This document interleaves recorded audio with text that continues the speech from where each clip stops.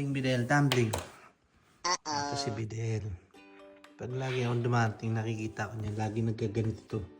Tumatumbling. Ano ibig sabihin nito? Bidel. Tumbling, tumbling, Bidel. Tumbling. Hindi nga pa ina-expose yung belly niya. Is this a sign of happiness? Let me know in the comment. Yan ganyan siya Bidel. Yung isa si Bulma wala, makatulog na. Kasi 1:30 AM na